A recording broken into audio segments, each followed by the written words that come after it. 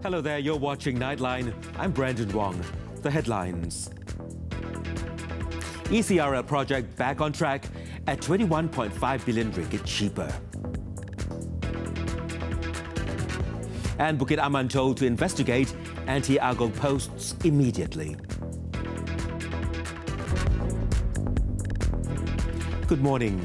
We want to clarify and correct something that happened earlier during our 8 p.m. primetime news, Buletin Utama. We had an incorrect graphic on screen on the ECRL new route. We apologize for the error, and here's the correct version. Malaysia and China have agreed to resume construction of a multi-billion ringgit rail project after months of negotiation.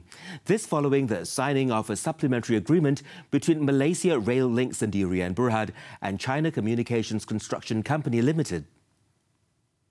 The supplementary agreement was signed at 11 a.m. on Friday in Beijing, China.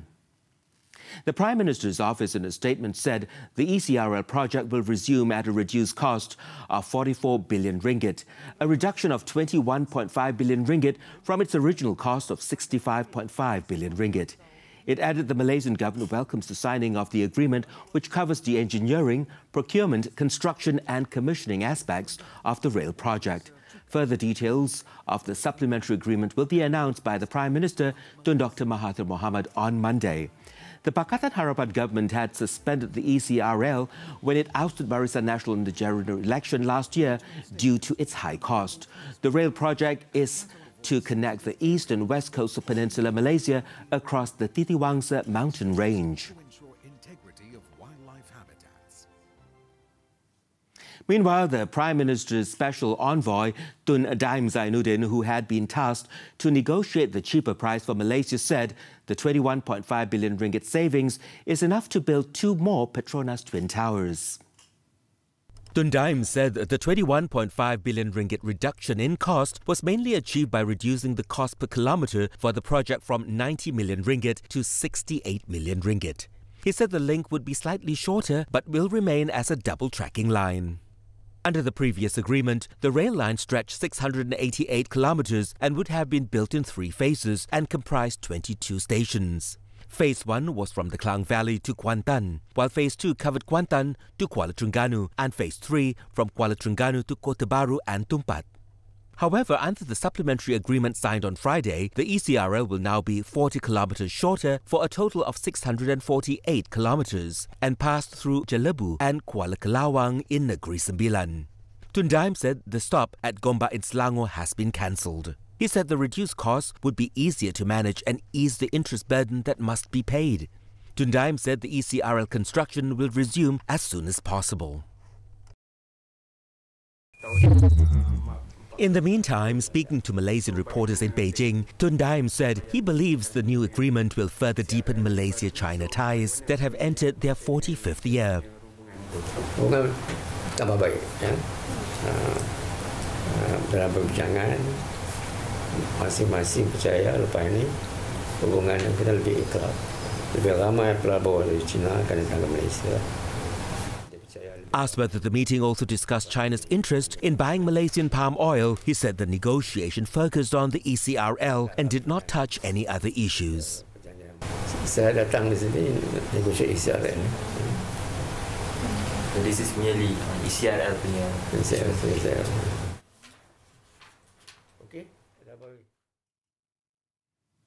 Home Minister Tan Sri Muhyiddin Yassin has ordered the Inspector General of Police IGP to investigate those making use of social media to insult the Yang di-Pertuan Agong.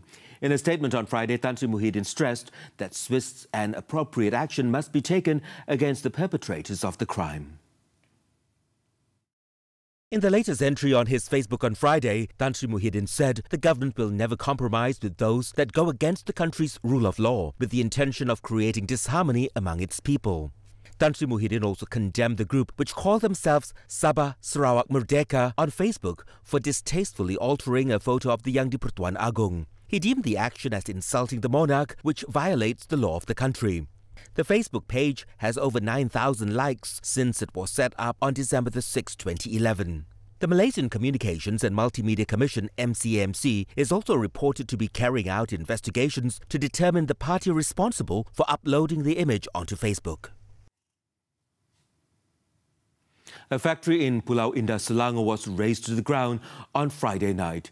Fire and Rescue Department personnel responded to the fire at a silicon factory on the island at 9:16 p.m. 15 firemen and 3 officers from 3 fire stations, the Pelabuhan, the Andalas and Kota Raja fire stations were rushed to the scene to combat the blaze. It is believed that the fire consumed the factory with a 3-acre floor space. Fortunately, no one was hurt in the incident.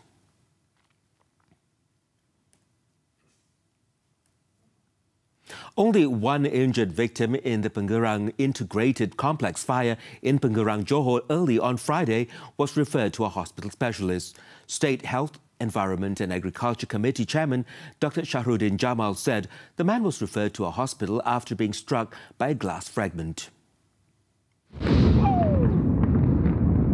Earlier, police said 2 local workers were injured in the 1:25 a.m. incident, but on inspection, only one was really injured.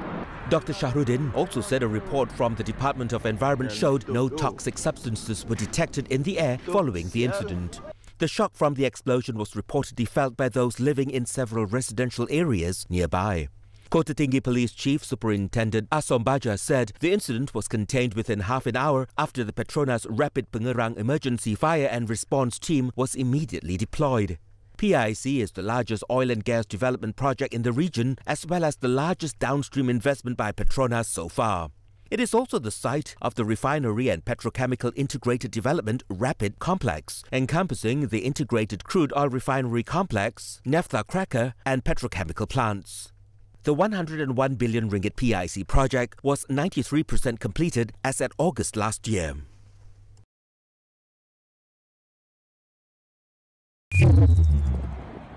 Meanwhile, Petronas in a statement on Friday said the explosion at the PIC complex occurred at the Atmospheric Residue Desulfurization (ARDS) unit, which is currently under the commissioning stage. Petronas also confirmed that the incident did not cause any fatality. It added teams have been set up and are currently working closely with the relevant authorities to investigate the cause of the incident. In Selangor, at least 2 people were injured, one seriously, in a 9-vehicle pileup in Batu Arang, Rawang on Friday. The accident was said to have occurred when a crane went out of control and rammed into the vehicles. Selangor Fire and Rescue Department's Operations Centre in a statement said they received a distress call at 9:18 a.m. and dispatched a team from the Rawang to the scene. The accident also caused a massive traffic jam on the route heading towards Rawang.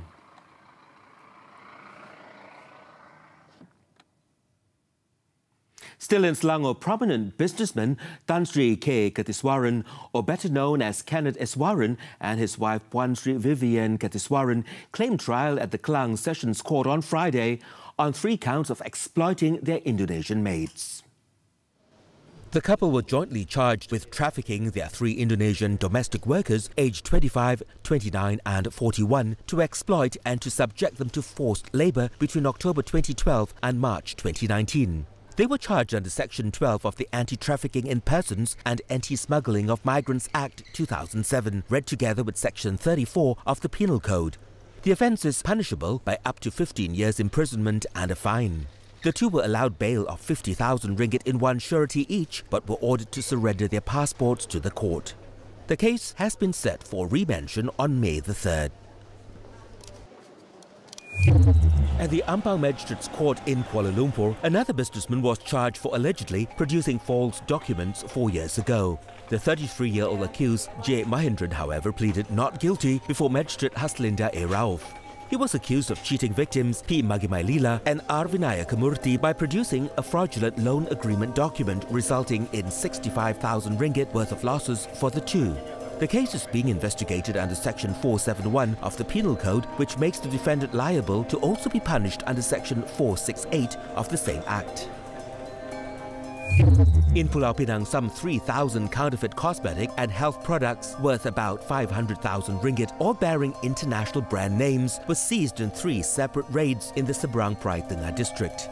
According to State Domestic Trade and Consumer Affairs Ministry, the items were being sold at 80% cheaper than the original prices and were believed to be from China. The raids were conducted following complaints from the brand owners as well as members of the public. Police have detained a man in his 30s believed to be the owner of the three premises to assist in the probe, and the case is being investigated under Section 8, Subsection 2 of the Trade Description Act. In Thailand, 8 Malaysians were among 16 people injured after a hotel in Songkhla caught fire on Friday. According to authorities, in the 8:25 a.m. local time incident, the 16, all tourists vacationing in the border town in conjunction with the Songkran festival, suffered smoke inhalation. 3 of the Malaysians are receiving treatment at the Padang Hospital and Hajai Hospital, while 2 others at the Songkhla Hospital. It was reported that there were 30 occupants at the 200-room hotel when the fire broke out. The cause of the fire, however, is still under investigation. We're going for a short break. When we return, Nightline's auto segment with Sabrina Zainal.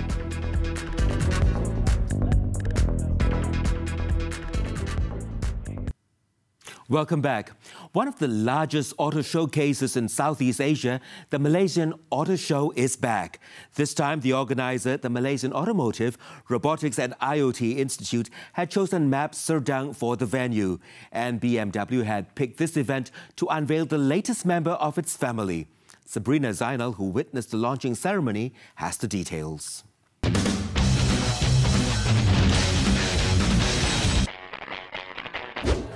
Welcome back to Nightline's auto segment, Hot on Wheels. I'm Sabrina Zainal, and today I am at the Malaysia Auto Show 2019, and in conjunction with the event, BMW has unveiled its latest family member. Check it out, it's the Bmw i3 S. Now, the i3 is a fully electric vehicle. It has a rear-mounted hybrid synchronous electric motor rated at 181 horsepower and 270 Newton-meters of torque. It can go from 0 to 100 kilometers per hour in 6.9 seconds.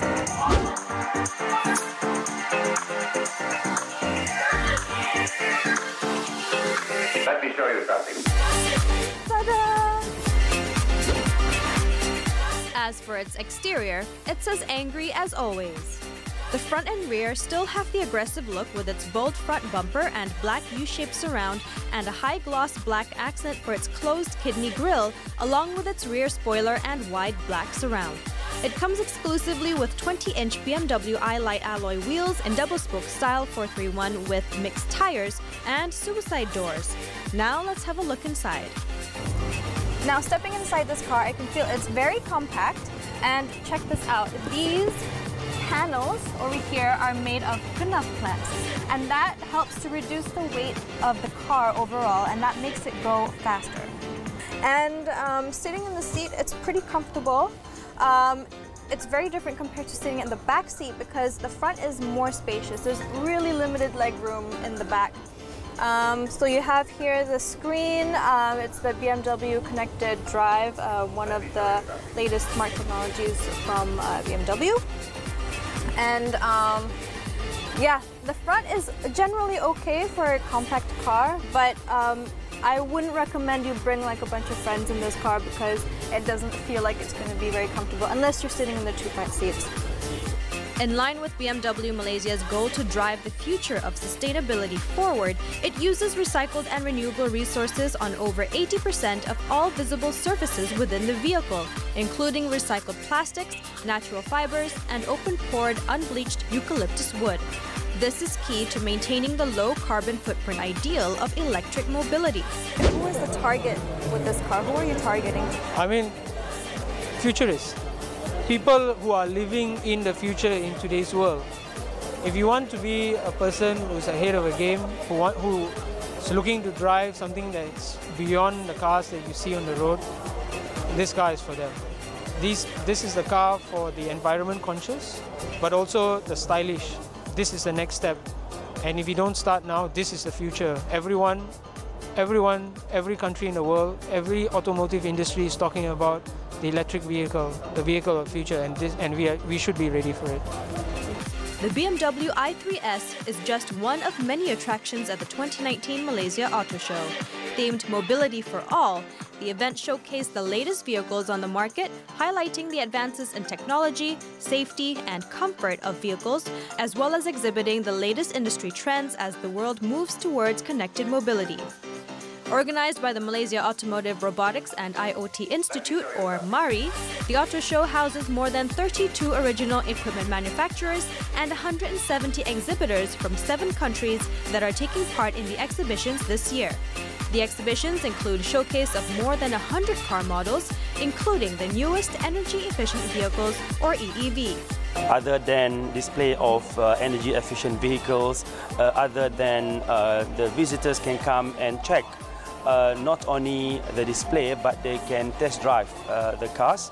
There is a 3 kilometers route that has been prepared for all visitors to use, driving these cars that are on display. That's one.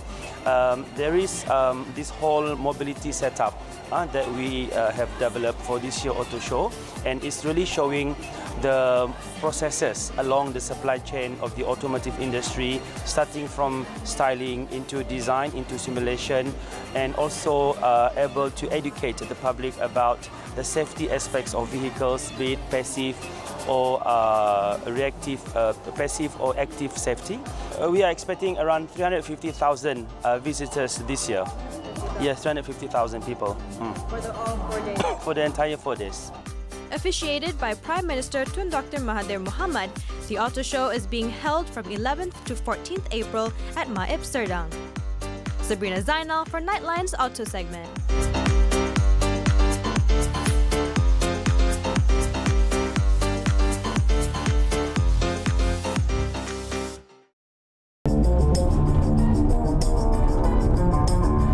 Catch the auto segment every Friday on Nightline!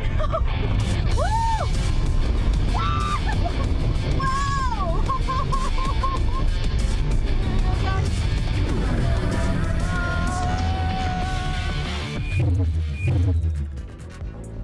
Coming up, scores dead at market bomb blast. Don't go away. Welcome back. In Pakistan, at least 20 people were killed, while 30 others were wounded in a bomb blast at a fruit market in Quetta on Friday. According to authorities, the explosive device had been hidden between sacks of potatoes.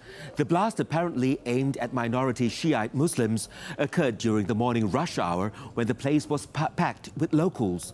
No group has yet claimed responsibility for the attack, but Sunni militants have claimed similar bombings in the past against Shiites, whom they view as apostates deserving of death. The attack came after a lull of at least a year in violence against the mainly Shiite Hazara minority in Baluchistan, though there have been isolated shootings.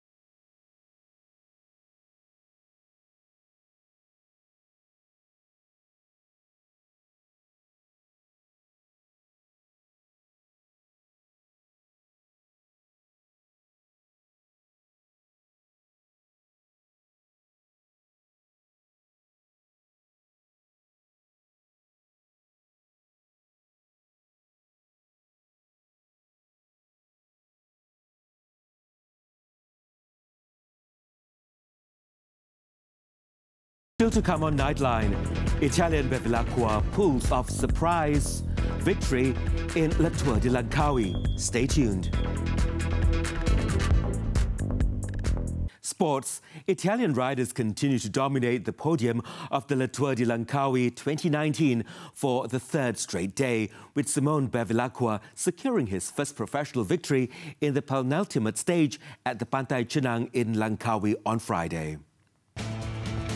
The 22-year-old from Nelly Sotoli Sally Italia KTM pulled off a surprise victory in the 106.8-kilometer-long Stage 7, which started and ended at the Underwater World by leading the bunch and finishing in 2 hours, 17 minutes and 59 seconds. Greek rider Charalampos Kastrastas, representing Brunei Continental Cycling Team, finished second, while Australian Craig Wiggins from St. George Continental Cycling Team secured third place, all with the same time due to the bunch finish. Terengganu Inc. TSG Cycling Team's Muhammad Harif Saleh again emerged as the best Malaysian finisher with a 9th place finish, while Team Sapura Cycling's Muhammad Zawawi Azman still leads the overall best Malaysian rider chart. Meanwhile, Team Sapura cycling rider Benjamin Dibol from Australia successfully defended his yellow jersey as the overall leader for the 3rd day in a row. Australian Angus Lyons and Kazakhstan's Vadim Pronsky retained the red jersey and white jersey respectively. In the last stage on Saturday, the 103.8-kilometer race will start from Dataran Lang, passing through sprint zones at Nyo Cabang, Ulu Melaka and Pekan Kuah, as well as 3 Category 3 climbs along Lebuh Langkawi, before finishing with 3 loops at Kuah. That sports item wraps up Nightline this time around. Before we leave, let's take a look at an immersive digital art show by Japanese art collective Team Lab, who transformed a former industrial site in Shanghai into an otherworldly paradise. With that, I'm Brandon Wong. Thank you for watching and have a good weekend ahead.